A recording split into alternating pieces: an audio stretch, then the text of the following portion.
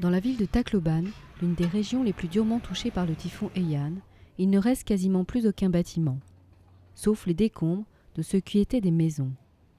De larges zones sont entièrement détruites, les débris sont partout, et des corps sans vie se trouvent sous les décombres. L'odeur des corps en décomposition est omniprésente.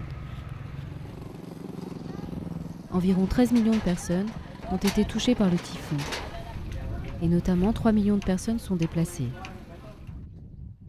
Les gens ici ont tout perdu. Bienvenido Di Paz a été évacué vers une salle de sport communautaire avant le passage du typhon. Sa famille est saine et sauve, mais il a retrouvé sa maison complètement détruite. It was a nightmare. It is terrible. Everybody was out, and only three buildings was standing, and all the woods was scattered, and animals, people died in the street like that. And even now, still there is a dead body everywhere. Elena Ada Quintindoy a fui son village avant la tempête. Son mari et son fils sont restés près de leur maison.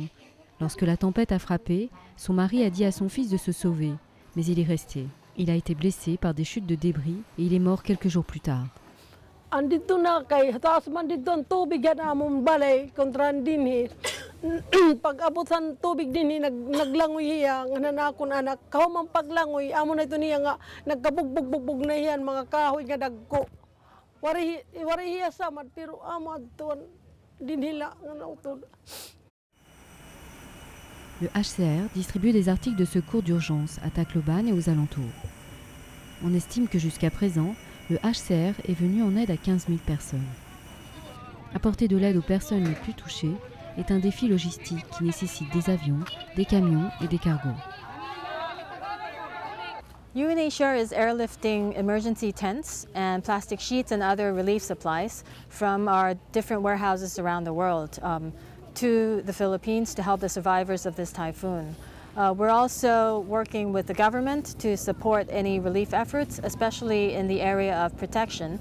And this is basically making sure that typhoon survivors, especially the most vulnerable ones, have access to basic services and assistance.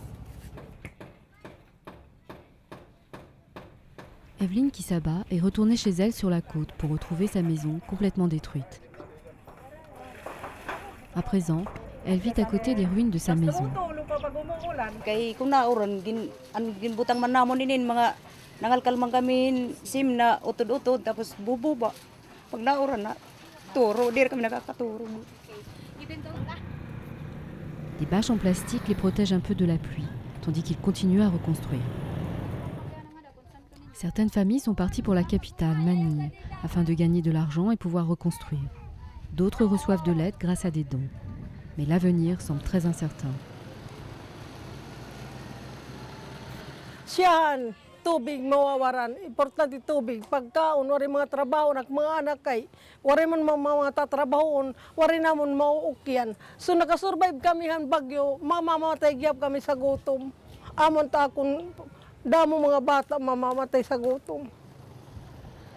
Les résidents disent se sentir traumatisés et inquiets lorsqu'ils entendent le son des vagues. Un sentiment qui va persister encore longtemps.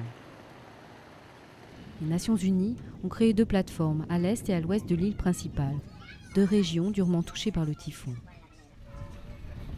La coordinatrice des Nations Unies pour l'aide d'urgence, Valérie Amos, demande des ponts aériens afin d'acheminer davantage de matériel de secours. Le HCR a augmenté le montant total de son opération d'aide à 15 millions de dollars.